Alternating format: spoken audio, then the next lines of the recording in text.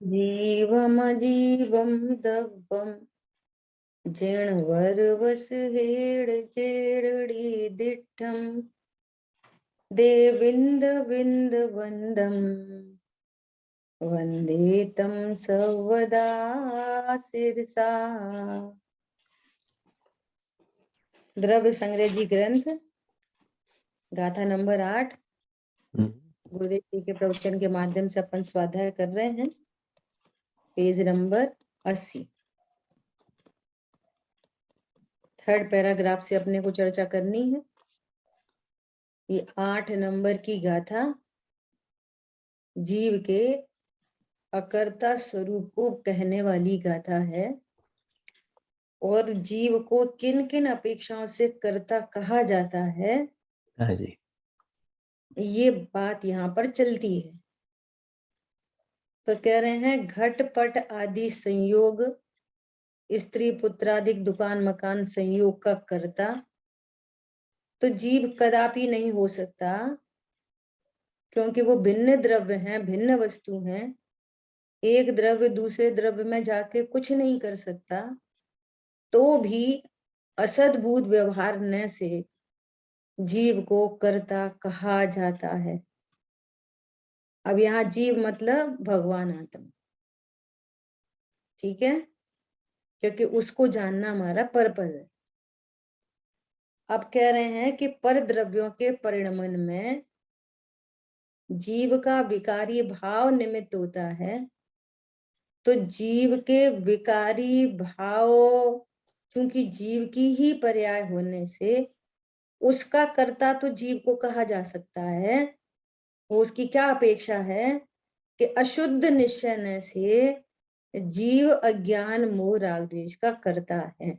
इसका अर्थ है कि परम शुद्ध निश्चय से वस्तु परम अकर्ता है। फिर एक देश शुद्ध निश्चय की अपेक्षा से जीव को शुद्ध पर्यायों का कर्ता कहा जाता है। एक देश शुद्ध पर्यायों का रत्नत्रय का कर्ता कहा जाता है। इसका अर्थ है कि त्रिकाली ध्रुव वस्तु परम अकर्ता है और साक्षात शुद्ध निश्चय की अपेक्षा से जीव को शुद्ध पर्यायों का कर्ता कहा जाता है। उसका अर्थ है कि परम शुद्ध निश्चय की अपेक्षा से जीव अकर्ता है। ठीक है, ये पूरी बातें अपनी हो गई। हाँ जी। अभी देखो, अब इसका कंक्लूजन के रूप में देखो गुरुदेव श्री स्वयं ही आगे चर्चा को बढ़ाते हैं। अब बात चल रही है ज्ञानी। ज्ञानी किसे कहना? ज्ञानी वो ज्ञान की पर्याय है जो अपने को भगवान आत्मा जानती है।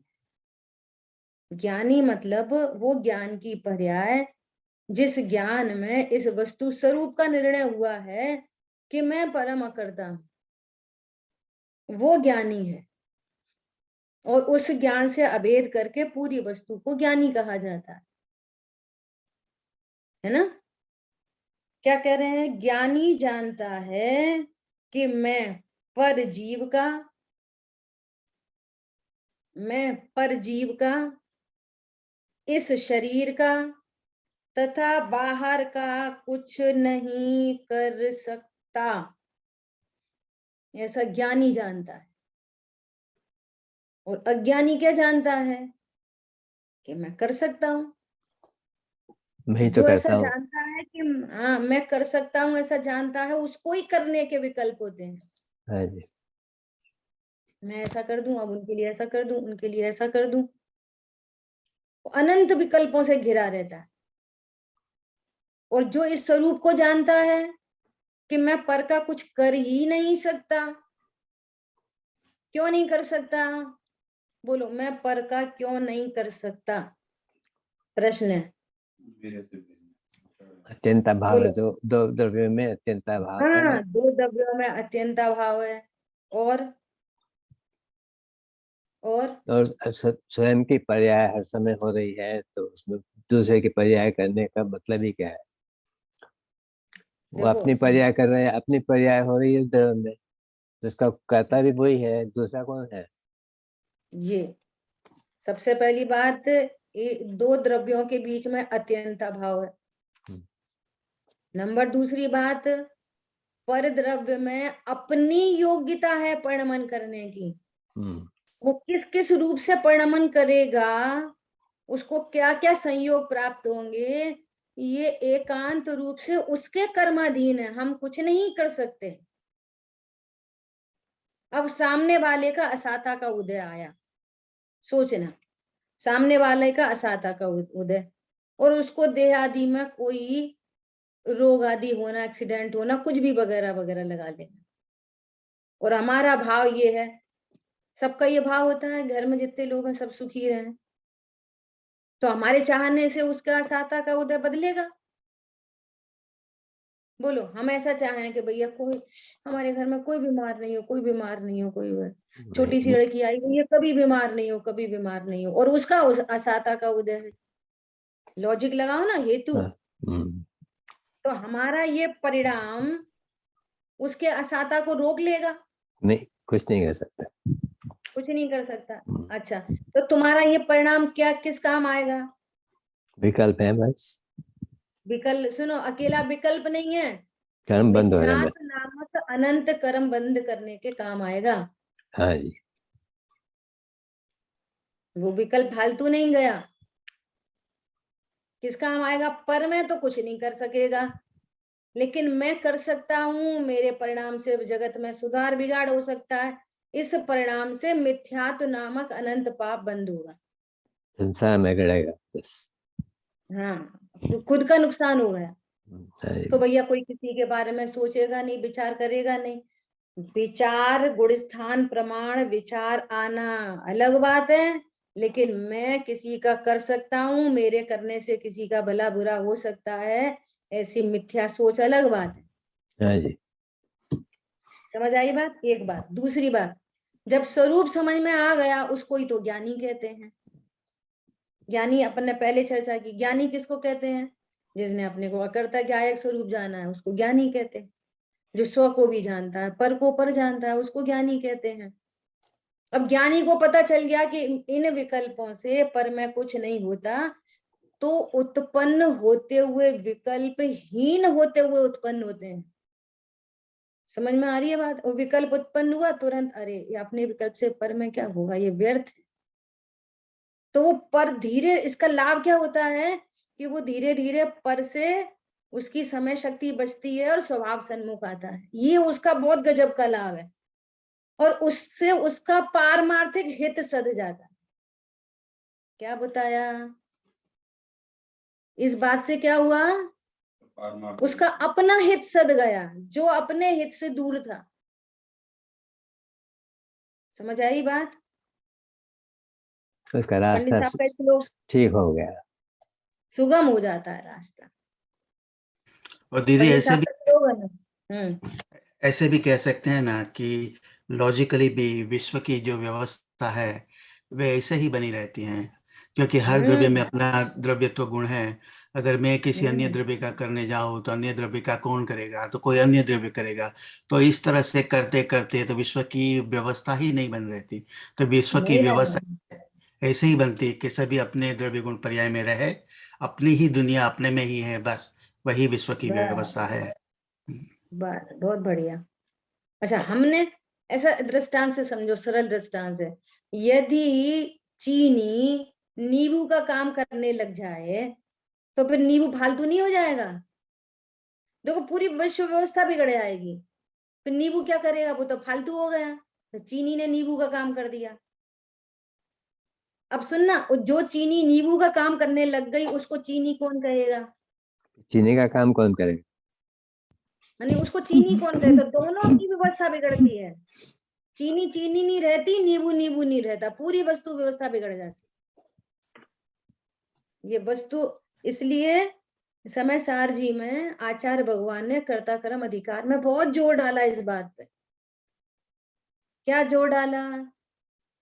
कि जो ऐसा जानता है कि एक द्रव्य दो क्रियाएं करता है और दो द्रव्य मिलकर एक क्रिया करते हैं, वो जिनेंद्र भगवान के मत से बाहर है, ऐसा कहा। और यदि तू कहता है कि मैंने उसको बचाया, मैंने उसको सुखी किया, मैंने उसको दुखी किया, तो तुझे आयु कर्म बनना पड़ेगा। बोल मंजूर है?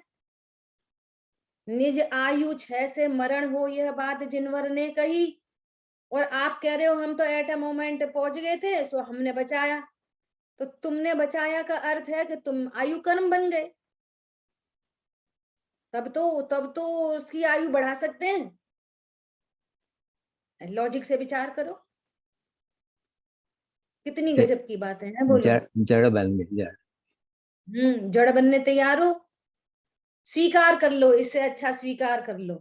होता स्वयं जगत परिणाम, मैं जग का करता क्या काम। होता स्वयं जगत परिणाम, कोई जग का करता क्या काम। होता स्वयं जगत परिणाम, सारे द्रव्य करते अपना काम। बात खत्म हो गई। और ये ज्ञान कितना रिलैक्स हो गया, इसका लाभ क्या हुआ जानने का? कितना पर से रिलैक्स हो गया। अब वो ज्ञान, ऐसा ज्ञान स्वभाव सन्मुख हो जाएगा अल्पकाल में। ऐसा ज्ञान स्वभाव सन्मुख होगा।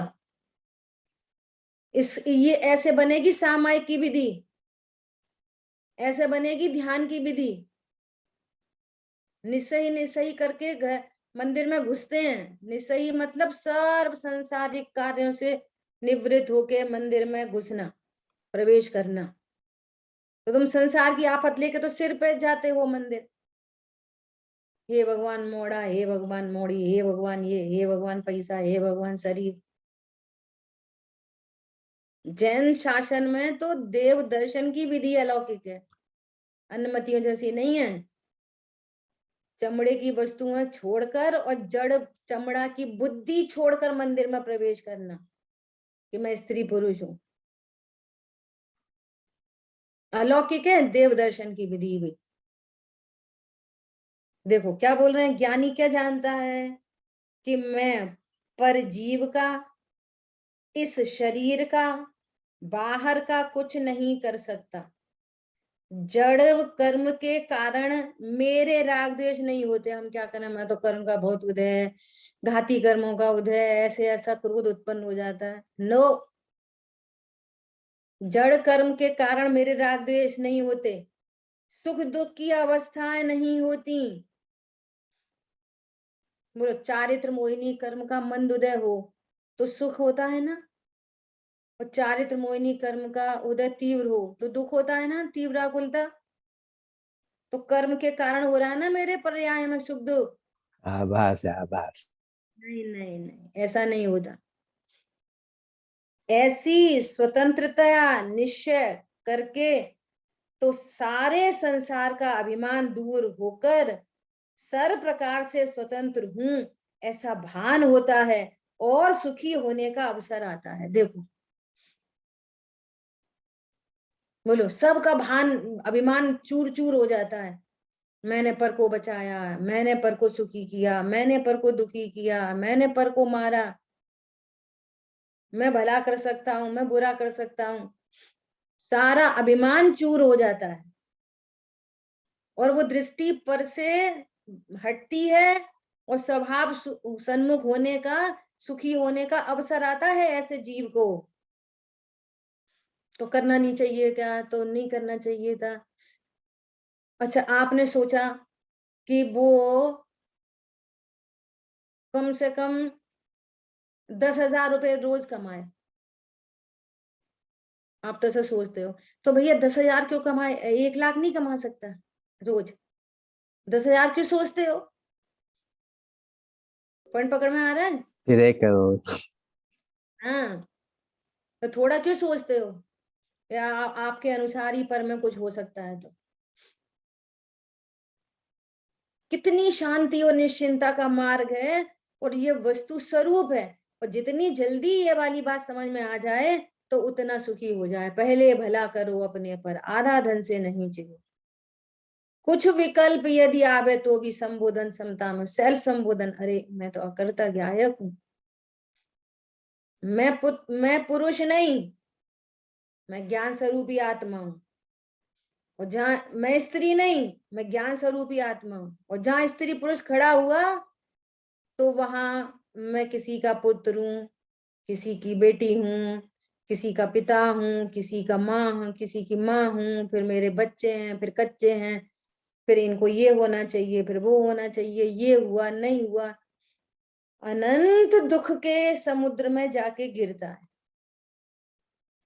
आज सुबह भी चर्चा आई थी, सामने सामने दिख रहा है और तो भी ये निर्णय नहीं कर पा रहे कि अपने परिणाम से कुछ नहीं हो रहा।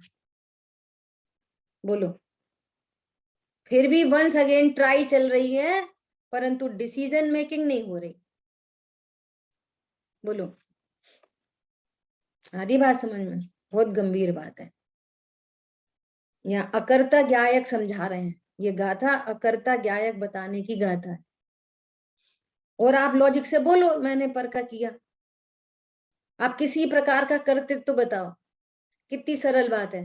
अरे हम रोटी बनाते हैं, इसमें क्या बात है? देखो हमने ये रोटी बनाई, आप रोटी बनाने के कर्ता हो ना। चलो हम आपको टास्क दे रहे हैं, एक रोटी जो एक रोटी बना सकता है वो 5 बना सकता है। तो सेम वेट की, उसका वजन सेम हो, सेम साइज की, उसकी गोलाई एकदम डॉट टू डॉट एक जैसी हो, है ना, और वो एक जैसी फूल जाए और उनमें एक जैसी वो ऐसा चित्ती पड़ती है, एक जैसी पड़े। चलो करके बताओ। कोई जले नहीं। पर का कर सकते हैं, स्पष्ट भाषित हो रहा है। एक माँ के 2 पुत्र, 4 पुत्र, पुत्र पुत्री कुछ भी बोलो, 4 के रंग रूप डिजाइन सब अलग अलग क्यों है? क्यों है? कर सकते तो एक जैसा कर देना। आइडेंटिकल ट्विंस भी एक जैसे नहीं होते, उनकी योग्यता एक जैसी नहीं होती। बोलो, कौन किसका करे? अकर्तृत्व की ही सिद्धि होती है हर जगह। बोलो, फिर किसी का भी व्यापार में लॉस नहीं हो। जो 100 रुपए कमा सकता है वो 1000 भी कमा सकता है, वो 1 लाख कमा सकता है, 1 करोड़ कमा सकता है। और जो कमा सकता है फिर वो लॉस क्यों कर लेता है? किसी का लॉस नहीं होना चाहिए। हमने तो कमाने की ट्रिक सीखी है, लॉस करने की थोड़ी सीखी है। पर लॉस होता है तो स्वीकार कर लो। जब लॉस को स्वीकार कर रहे हो तो फिर कमाने को भी स्वीकार कर लो। भैया लॉस तो अपने आप हो गया, तो लॉस भी अपने आप हुआ ना, तो कमाया भी अपने आप। उदय प्रमाण व्यवस्था है, कर्माधीन व्यवस्था है। ठीक है, क्या बोल रहे हैं? ये बहुत इंपॉर्टेंट बात आई है कि सारे संसार का अभिमान दूर होकर सर्व प्रकार से स्वतंत्र हूं, ऐसा भान होता है और सुखी होने का अवसर आता है। बहुत कान खोल के सुन लो भली प्रकार से, ये सुखी होने का चांस है। बहुत पैसा कमा के, लोगों को अपने अनुकूल करके, देह को अनुकूल करके, इंश्योरेंस प्लान लेके वगैरह वगैरह, समाज को सही करके, सरकार को सही करके कोई सुखी नहीं होता। नेवर, उसके पीछे लिखो नेवर। सुखी होने का अवसर कैसे आता है? कि मैं पर का अकर्ता हूं, पर का कार्य मेरे से भिन्न निरपेक्ष स्वतंत्र है और मेरा कार्य भी स्वतंत्र है। चरम स्वतंत्रता का शासन है। ये सुखी होने का अवसर आता है, ऐसे आता है सुखी होने का अवसर। आ गई बात समझ में? और ऐसा न समझे, जो बात ऊपर कह दी, ऐसा न समझे उसको मैं पर का करूं, मैं ऐसा करा सकूं। इस मिथ्या कर्तृत्व की मूर्ता नहीं जाती और यह मूर्ता ही अनंत संसार का कारण है। बोलो, हम तो भैया पूजा करते, पाठ करते, स्वाध्याय करते, दया करते, दान करते। अरे वो जो करते वो होने योग्य हो रहा है, लेकिन मैं पर का कर सकता हूं ऐसी मूर्ता तो छूट ही नहीं पूजा पाठ स्वाध्याय दया दान से। क्या बोला? तो वो दया दान पूजा पाठ होते होते भी मूर्ता कंटिन्यू चल रही है। मैं स्त्री हूं, मैं पुरुष हूं, ये मूर्ता साथ चल रही है और भगवान के पूजा पाठ चल रहा है। कितना संसार? अनंत संसार। थोड़ा बहुत संसार नहीं लिखा, क्या लिखा है? अनंत संसार का कारण है।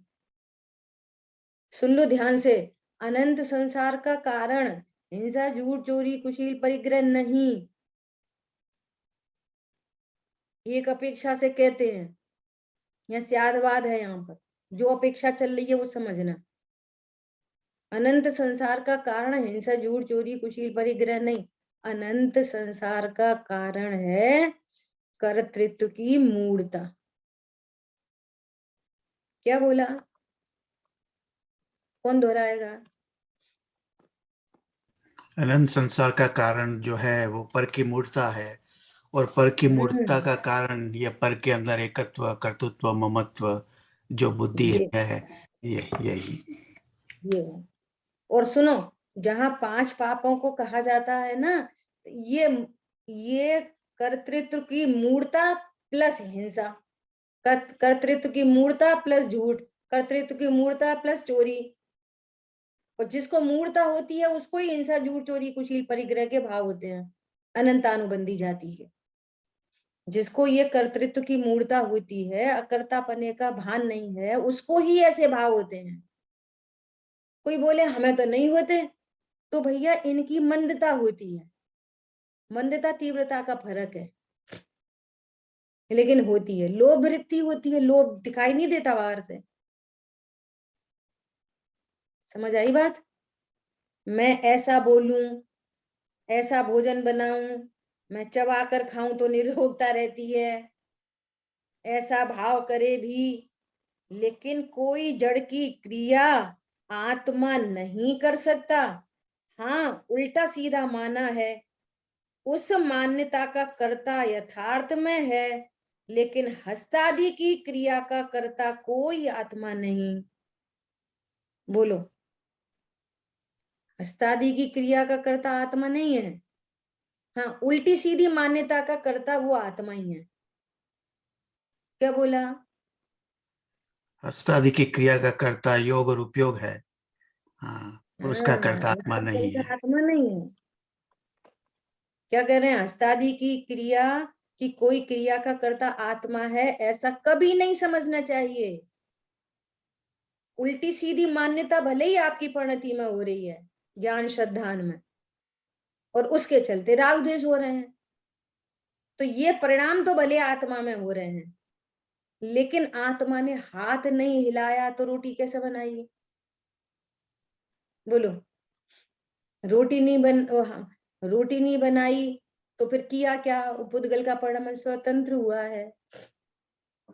किसी अद्भुत बात है। बोलो, आत्मा तो नित्य निरंजन, मलिनता रहित, निष्क्रिय, पर के तथा क्षणिक विकार के कर्तृत्व रहित है। कुशल भाई ऊपर कर लें आप, नेक्स्ट पैराग्राफ आया। आत्मा तो नित्य निरंजन, नित्य निरंजन अर्थात मलिनता रहित, उसमें कोई अंजन से रहित है, निरंजन है। देखो फिर से आ गया निष्क्रिय शब्द। निष्क्रिय किसका प्रश्न था? उषा बहन का। बोलो, निष्क्रिय का भाव आसन हो रहा है। उषा बहन का निष्क्रिय, निष्क्रिय अर्थात पर के तथा क्षणिक विकार के कर्तृत्व रहित, जो परिणमता ही नहीं है, हाँ जी दीदी। कर्तृत्व रहित है ना? यहाँ यहाँ दीदी उन्होंने रागादि के भी कर्ता नहीं है, माने क्षणिक विकार का कर्ता नहीं है, ऐसे लिया। और फिर भी हम अनिष्क्रिय, वो उत्पाद व्यय रहित है, वैसे भी ले सकते हैं। हाँ, अपेक्षाएं बदल जाती हैं तो उनका भाव बदल जाता है, लेकिन मूल बात तो नहीं हटती। निष्क्रिय मतलब जो परिणमता ही नहीं। अब क्षणिक विकार है तो क्षणिक विकार तो परिणमनशील है, और मैं परिणमनशील से रहित हूं, वो वही बात आ गई निष्क्रिय बने की। समझ आ गई बात? जो जो क्षणिक विकार है वो कैसा है? उत्पाद व्यय रूप, और मैं उत्पाद व्यय से रहित हूं, ये निष्क्रिय का अर्थ समझाता अपन ने। तो विकार उत्पाद व्यय रहित है तो हर उत्पाद व्यय से रहित।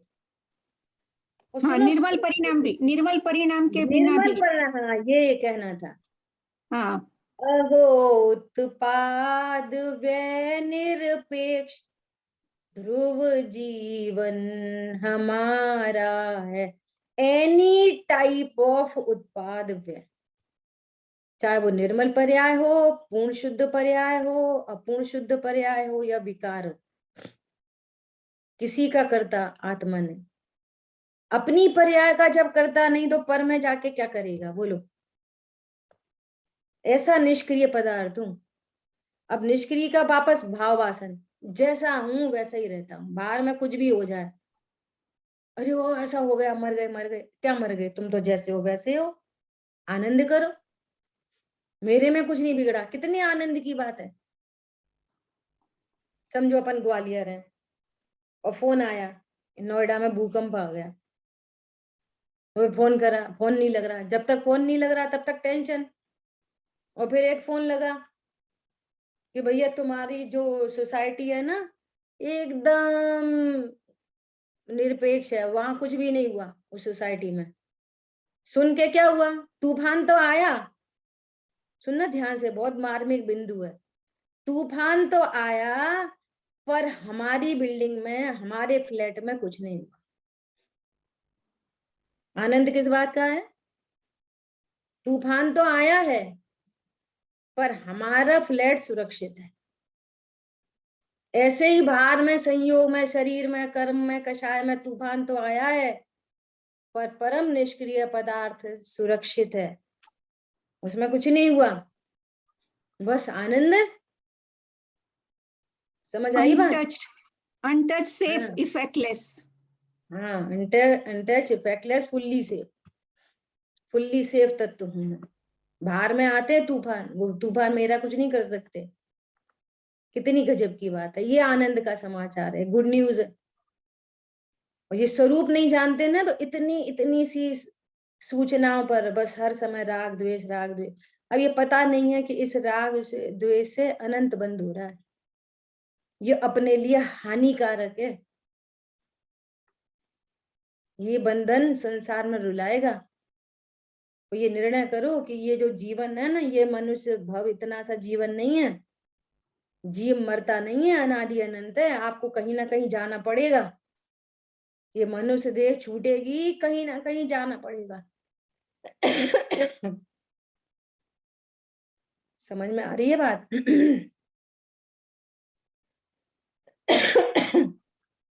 बोलो। तो दीदी, दीदी ऐसे बोल सकते हैं, निष्क्रिय छु माटे अकर्ता छु,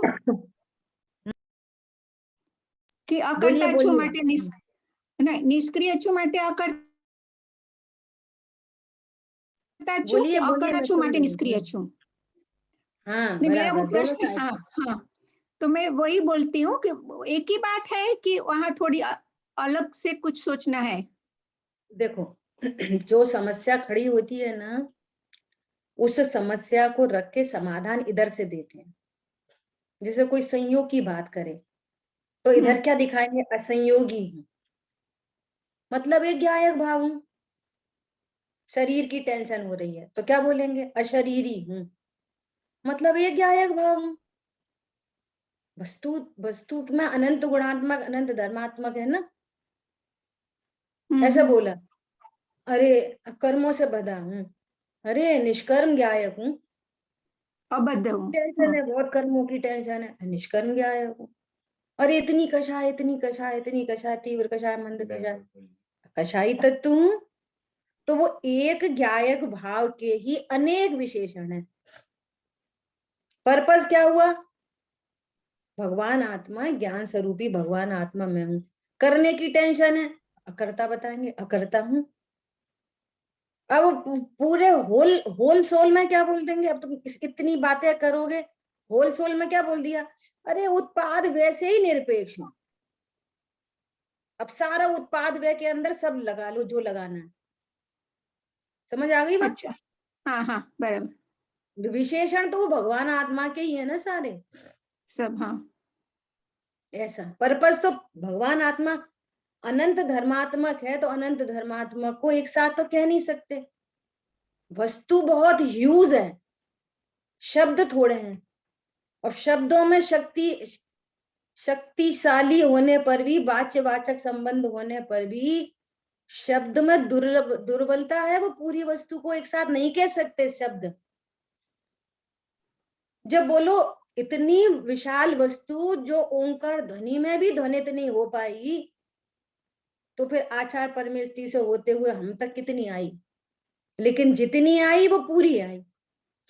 भाव आपको ग्रहण करने पड़ेंगे। यहाँ शब्द थोड़े हैं, भाव बहुत बड़ा है। जैसे लौकिक में जरा से सैंपल से हम माल समझ लेते हैं ना, हाँ ऐसे बराबर। समझना चाहिए। वो छोटी सी बच्ची है ना, ऐसे वो बालकनी से देखेगी और वो एक लाइट देखेगी, ऐसे टिम टिम टिम टिम होती रहती है रात में, तो समझ जाती है कि ये स्टार नहीं है, ये एरोप्लेन है। बोलो, इतने बड़े एरोप्लेन को एक टिमटिमाती लाइट से समझ में आ गई कि ये एरोप्लेन है, स्टार नहीं है। एक छोटे से बल्ब से इतने बड़े एरोप्लेन का निर्णय हो गया, नहीं हो गया छोटे से बच्चे को? बहुत बढ़िया। ऐसी बात है। और निगेटिव डायरेक्शन में जाओ तो जहां जैसा उपयोग लगता है। कोई बात इतनी सी सुनी, अच्छा कितने भाव निकाल लेते हैं उसमें से। अच्छा, तो वो हमारे बारे में ऐसा सोच रहा होगा, हाँ हम समझ गए वो हमें देख के क्यों मुस्कुरा रहे थे। तुम निगेटिव डायरेक्शन में इतनी सी मुस्कुराहट में कितने भाव ग्रहण करते हो? बोलो, इस काम भोग बंद की कथा, लड़ाई झगड़े की कथा का कितना परिचय है? इतनी सी बात पे इतने भाव नहीं निकाल लेते लोक में। तो ऐसे यहाँ पर अपनी बात है, भगवान ने इतनी कही, थोड़ी लिखी, बहुत समझना, ऐसी बात है। ठीक है? हाँ जी दीदी। क्या बोल रहे हैं? ऐसा प्रत्येक आत्मा का ज्ञायक चिदानंद स्वरूप है, लेकिन अज्ञानी को उसकी श्रद्धा नहीं है, अपनी श्रद्धा नहीं है। बोलो, आपा नहीं जाना तूने कैसा ज्ञानधारी रे, सबका विश्वास है, अपना अपने अकर्तृत्व का विश्वास नहीं है। कैसी अद्भुत बात हो गई है ना? इससे जीव को ही शरीर, जड़ कर्म और रागादि भाव कर्म का कर्ता कहता है। जीव तो नित्य ज्ञान स्वभाव का स्वामी और करता है। अब देखो, ज्ञानी तो नित्य ज्ञान स्वभाव का स्वामी और करता है। अब सबकी नास्ती करने के लिए किसका कर्ता कहा?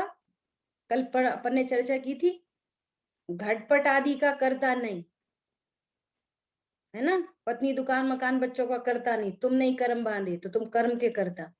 इसकी नास्ती करने के लिए कर्म का कर्ता। अब हमने कैसे कर्म बांध लिए? हे भगवान, हे भगवान। सुनो, कर्म ऐसे ही नहीं बन गए, तुम परिणामों के कर्ता। परिणाम से कर्म बंधे थे, तो कर्म की नास्ती करके परिणाम के कर्ता। सही बात है, हमारे ऐसे परिणाम खराब है, ऐसे परिणाम। अब परिणाम के पीछे पड़ गया तो क्या बोला कि तुम परिणाम के कर्ता नहीं, मात्र जानने वाले। समझ में आ रही है बात? तो कह रहे ज्ञानी तो नित्य ज्ञान स्वभाव का स्वामी और करता है। अब हम तो जानने वाले तो कहेंगे नहीं, तुम परम अकर्ता। ज्ञान जानने के कर्ता तो हो, लेकिन इसको जान लूं और इसको नहीं जान लूं, राग की तो बात बहुत दूर छोड़ दो, पर द्रव्यों की बात भी बहुत दूर छोड़ दो। ज्ञान में भी मैं इस ज्ञेय को जान लूं और इसको नहीं जानना चाहता मैं, ऐसी फैसिलिटी भी नहीं। ज्ञान में जो ज्ञेय बनना है, उसा ज्ञान में ज्ञेय बनेगा। अब ये स्वरूप समझ के परिणति निश्चिंत होनी चाहिए कि मेरे को जानने की भी, वेट एंड वॉच की भी कोई टेंशन नहीं रही। ज्ञान में जो ज्ञेय बनना होगा सो बनेगा, वो फिक्स है। समझ में आ रही है? कितना बड़ा समाधान निकल के आया। मालूम है क्या समाधान निकल के आया? कि वो ज्ञेय तो है, ज्ञान तो थोड़ी ज्ञेयाकार होता है। ज्ञान तो फिर ज्ञान ही बना रहेगा। जब ज्ञान ज्ञान बना रहेगा तो ज्ञायक क्या बना रहेगा? ज्ञायक। कोई भी ज्ञेयाकार बने, ज्ञेयाकार से मेरे ज्ञान में और ज्ञायक में क्या होता, द्रव्य में भी और पर्याय में भी, दोनों में सुरक्षित तत्व हूं। बोलो, जब ज्ञान में ही कुछ नहीं होगा, एक बात हो गई। दूसरी बात सुनना बहुत ध्यान से, ये वाली बात समझ के कि ज्ञान में कब कौन सा ज्ञेय बनेगा, सो मुझे स्व सन्मुख होने का कर्तृत्व, स्वज्ञेय बनाऊं पर ज्ञेय नहीं बनाऊं, इसको गौड़ करूं, इसको मुख्य करूं, सारा कर्तृत्व मिट गया, स्व पर ज्ञेय वाला भी।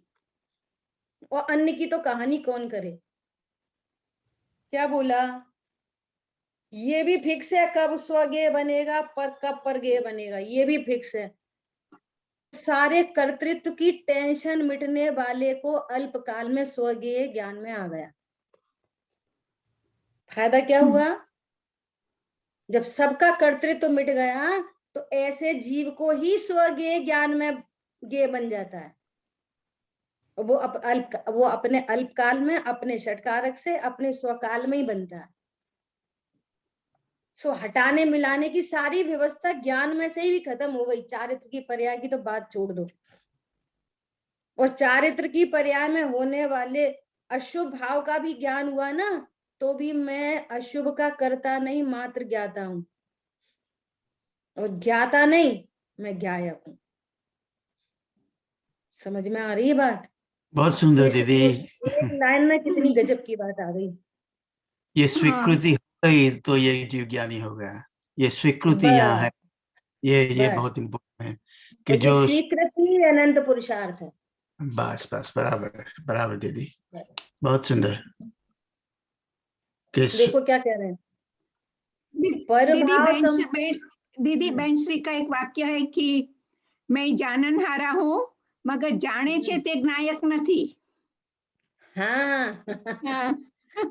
ये ऐसा ज्ञायक नहीं हो। दादा बोलते हैं ना, दादा क्या बोलते हैं, जानता भी नहीं, जानने का भी टेंशन लेके भार लेके नहीं, जानना है अच्छा, अब किसी को नहीं जानना, ज्ञायक को जानना, ज्ञायक को जानना, क्या जानने का भार जब तक है ना, तो कहते हैं भार को झोंक भार में। किसी भार को लेके तुम सुखी नहीं हो सकते। पहले पत्नी बच्चों का भार, फिर अपने शरीर का भार, फिर कर्मों का भार, फिर कषाय का भार, अब कुछ नहीं तो जानने का भार ले लिया। जानना भी नहीं, जानना सहज होने दो। समझ में आ रही है? जानना भी नहीं है मुझे, जानने का भी कोई वेट एंड वॉच नहीं। और दीदी ये भी ज्ञान पूर्वक ही होना चाहिए, नहीं तो ये नियतवाद का भूत खड़ा हो जाएगा। तो ये लॉजिकली बिठाना है बराबर। ये भूत प्रेत वो ही जाने, उसकी जाने। देखो सच्ची बात।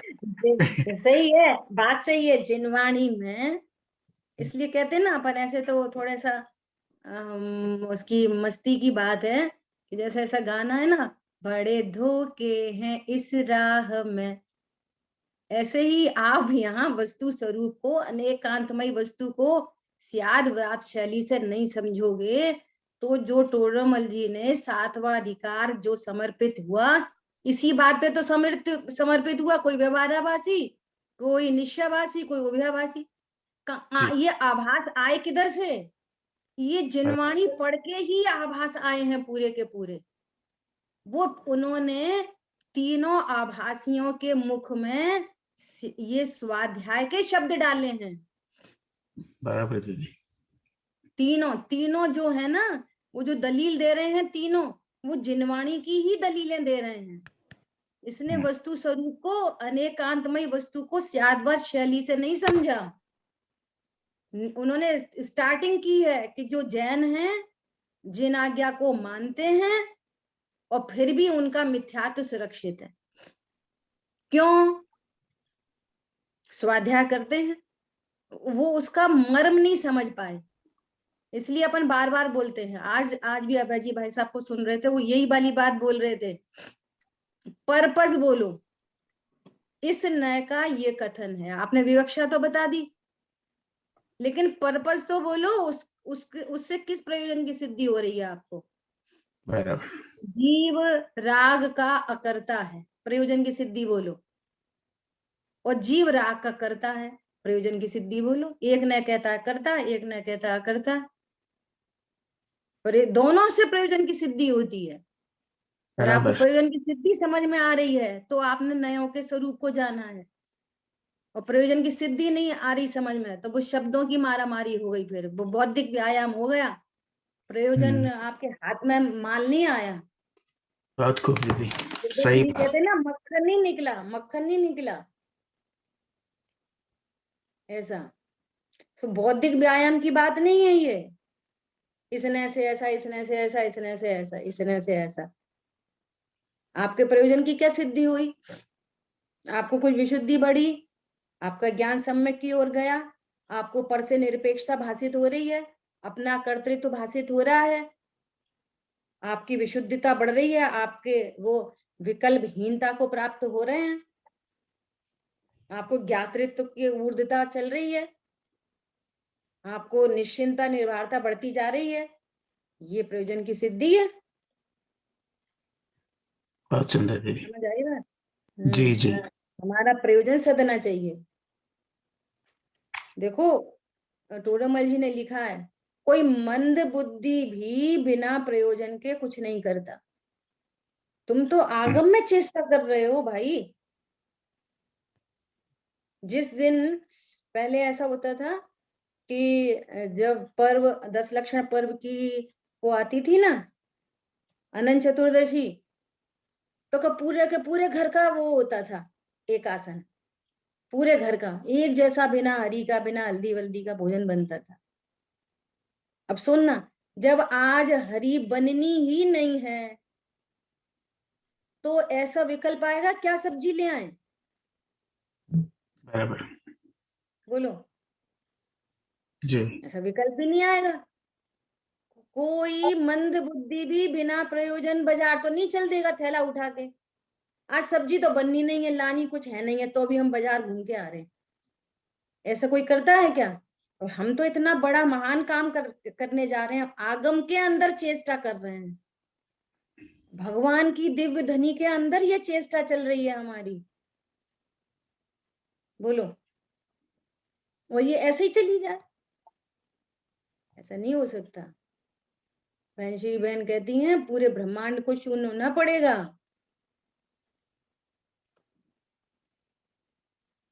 किसे आगम में कैसे कैसे वचन है, सुन के से ही आनंद होता है। 80 नंबर की गाथा में कहा कि अरहंत को द्रव्य गुण पर्याय पने जो जानता है सो अपनी आत्मा को जानता है, उसका मोह क्षय होता है। अब वो पूछ रहे हैं कि साहब इसके अलावा एनी अदर ऑप्शन? तो आचार्य भगवान अगली गाथाओं में क्या कह रहे हैं? स्वाध्याय करो, स्वाध्याय करो। स्वाध्याय से ही मोह मंद होएगा, स्वाध्याय से ही अज्ञान दूर होगा। तुम ज्ञान का विषय बनाओगे अकेले तो ये तुम्हारी चॉइस है। वो फिर क्या कहा आगे? आगम चेष्टा तदो जेठा, जो आगम में चेष्टा करते हैं वे ही बड़े हैं, जो आगम में चेष्टा नहीं करते, इतनी बड़ी बात है। ठीक है, देखो अपन आगे करते हैं, क्या बोल रहे हैं? पर संबंधी व्यवहार से भी अज्ञानी को कर्ता कहा है, ज्ञानी को नहीं, क्योंकि ज्ञानी को निमित्त बुद्धि नहीं। हम निमित्त तो हैं। अच्छा, हम पर के कर्ता नहीं है, निमित्त तो हैं, निमित्त तो हैं। वो कहता है भैया हम तो निमित्त भी नहीं। क्यों? वो अपने उसकी मैं पने की स्थापना कहाँ हुई है? भगवान आत्मा में। तो त्रिकाली ध्रुव तो वास्तव में निमित्त कर्ता भी नहीं है, पर्याय का निमित्त नैमित्तिक संबंध है, वो पर्याय मात्र अपने को जानता नहीं। ठीक है, इसलिए इस निज शुद्ध स्वभाव आत्मा के सम्यक श्रद्धान ज्ञान अनुभव रूप भावना करना चाहिए। मत करो दुनिया भर की भावना, एक भावना, एक भावना। जैन कुल मिला है, जिनवाणी मिली है, बाहर में जितनी भी अनुकूलता है, इस अनुकूलता का यूज कहाँ करो? एक आत्मानुभव की भावना। प्रत्येक जैनी का सिर्फ एक ही कर्तव्य है, दो कह लो, आत्मानुभव और प्रभावना, बस दो ही काम है। बाकी जो कम ज्यादा हो जाए, और हो जाए नहीं, आप ये कहते हो ना कि हम करते हैं तो भी योग्यता प्रमाण होती है, तो भी कर्माधीन होती है, करने से नहीं होती। क्या बोला?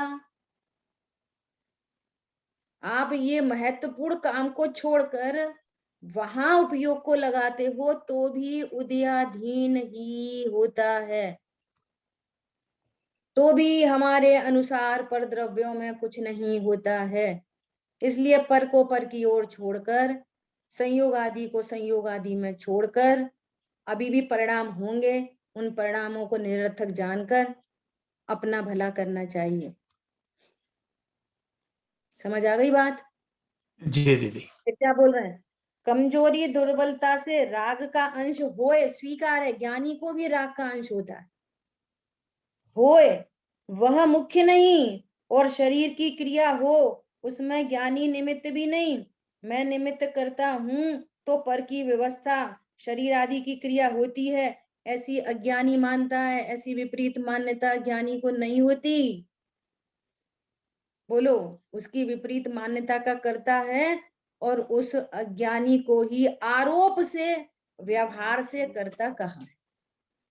ठीक है, समय अपना हुआ है, शेष चर्चा अपन आगे करेंगे। जिन वाणी के ज्ञान से सूझे लोकालोक, सो वाणी मस्तक नमो सदा दे तुम दो। बोलिए द्वाशांगमयी जिनवाणी माता की जय हो। जय हो। जिनेन्द्र। जय जिने। जय जय जय हो जय जिनेन्द्र। जय जिनेन्द्र दीदी।